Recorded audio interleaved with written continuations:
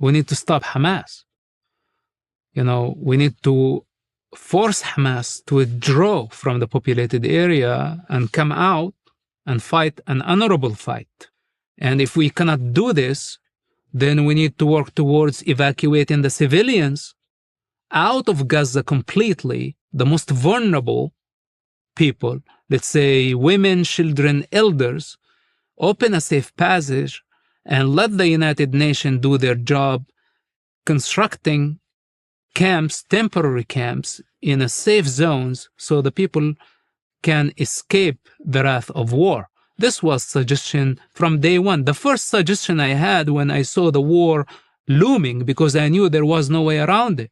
The first thing, I begged everybody, evacuate the civilians. And they failed to do this small task.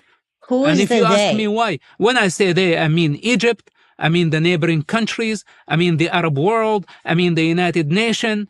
Why do they have the budgets if they cannot post 2 million people or even less so they can escape the wrath of savage group taking advantage of them as human shields? This is the most logical thing to do. Well, one of the reasons why people are calling Gaza an open-air prison is because we in the West are under the impression that these civilians cannot leave because Israel wouldn't let them out, that Israel is trapping them in Gaza. They squish them into the space. That's not true. Egypt is resisting this because there is a peace agreement between Israel and Egypt. Not peace between Israel and Egypt, but peace agreement between Israel and Egypt. And this is why Israel is honoring that.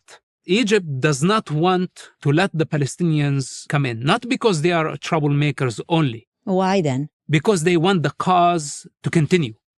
They are afraid that the Palestinian cause would die if the Gazans migrate out of Gaza and never come back. So then there is not going to be a Palestinian cause anymore. So if there is actually an open-air prison, it's not Israel that's creating it. You're saying Egypt is creating it. It's mostly Egypt. And Egypt is complicit in the crime. And I'm not talking about only Egypt. What about the Saudi Arabian influence? What about the Qatari money that was funding Hamas, empowering Hamas, and giving Hamas the freedom to move around while the people were imprisoned? Actually, Israel was the only country allowing Gazans to come into its borders and work and prosper. And Israel has been the greatest contributor to the Gazan economy. It took hundreds of thousands of Gazans as workers, giving them opportunity. And those are the ones who betrayed Israel on October 7 by giving Hamas information. Egypt did not take even one Palestinian worker, did not employ one Palestinian, while Israel was the one employing them. The Arab world don't want the Palestinian cause to fade away. They want the Palestinian cause to continue, even though they see that there is no way to fit 2 elephants into the eye of a needle. They see that it's a very small territory, and they understand Israel's security concern, especially with the rise of Islamists like Hamas and Islamic Jihad.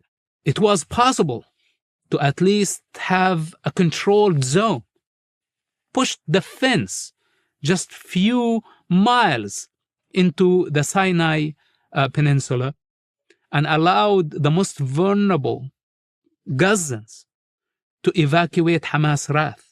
So you're saying the Islamists wanted humans to die in order for their cause to basically become popular and in vogue, and that's what you describe as the human shield. Absolutely, this has been their strategy.